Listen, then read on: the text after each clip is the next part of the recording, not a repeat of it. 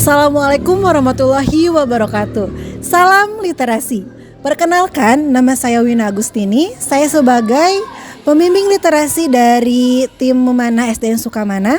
Kali ini saya akan melaksanakan tantangan di bulan April, yakni jurnalistik, yaitu mewawancarai pekerjaan dari narasumber. Yuk ikuti kegiatannya. Selamat siang Ibu. Selamat siang. Ya, perkenalkan saya Wina, saya selaku pembimbing dari tim literasi. Izinkan saya untuk mewawancarai Ibu mengenai pekerjaan Ibu. Boleh Bu, silahkan. Iya.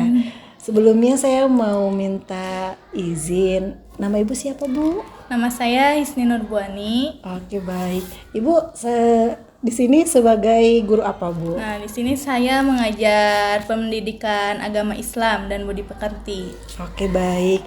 Dari kapan Bu Ibu menjadi guru PAI? Kurang lebih saya mengajar di SD Sukamana ini 1 tahun dari pembelajaran baru kemarin. Oke.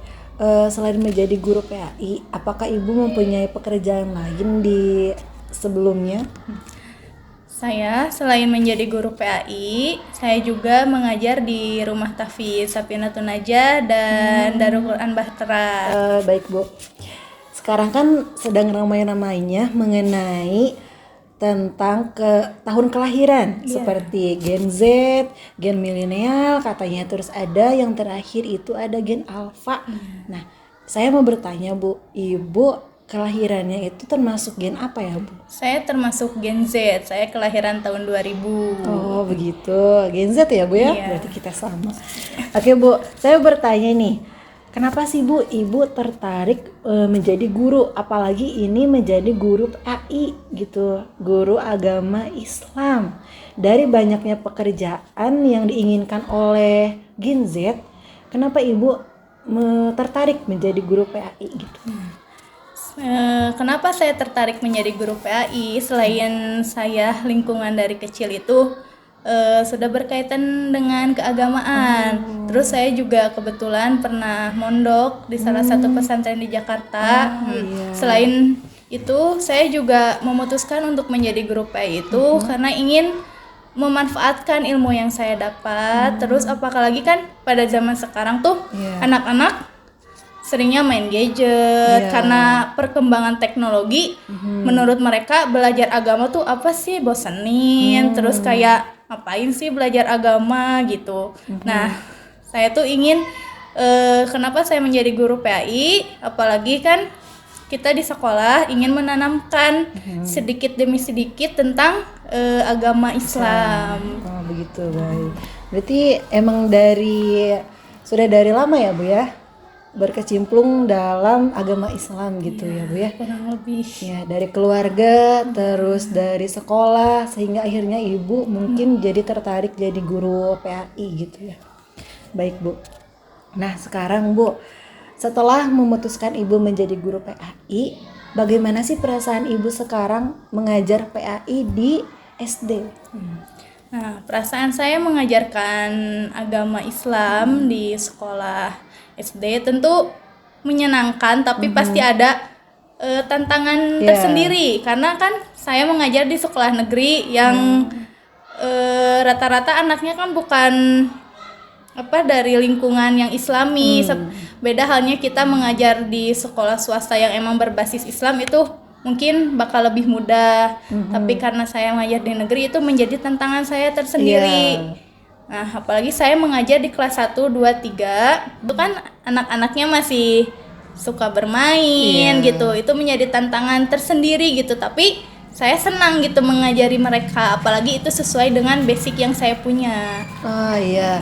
Nah, ngomong-ngomong Bu, apa yang tadi Ibu sudah utarakan, kan Ibu mengajar dari kelas 1, kelas 2, sama kelas 3. Di mana mereka itu kan sebagai gen alpha nih Bu ya sekarang. Nah, cara Ibu untuk menarik perhatian mereka gitu ya. Apalagi yang Ibu bilang tadi mereka sudah mengenal gadget gitu.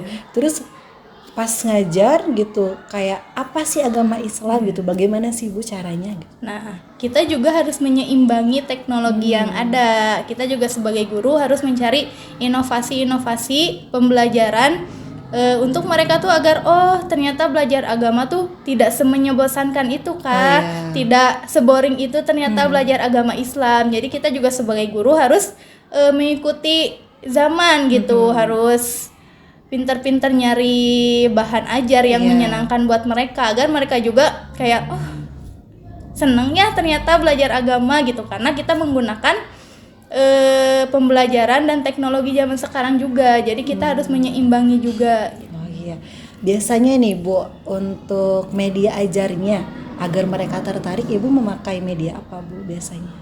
Nah, saya biasanya selain kalau nulis di papan tulis kan itu sudah hal biasa gitu. Seperti misalkan kita tuh pembelajaran sejarah, kita tampilkan video-video sejarah agama Islam, sejarahnya Nabi Muhammad. Nah, sedikit kita tampilkan video tentang Nabi Muhammad, perjalanan Nabi Muhammad, kelahiran Nabi Muhammad, agar mereka mengetahui gitu, agar mereka juga senang dikasih tontonan, apalagi mereka juga ngelihat realnya, ternyata Nabi Muhammad tuh dulu kayak gini ya, bukan hanya kita sekedar menceritakan saja gitu, tapi mereka juga lihat visualnya tuh kayak gimana sih zaman dulu gitu. Untuk menarik siswa untuk belajar agama itu banyak cara ya Bu, apalagi zaman sekarang ya. Baik Bu, tentang permasalahan nih Bu, bagaimana sih Ibu mengatasi masalah perilaku siswa nih yang bertentangan dengan ajaran agama Islam?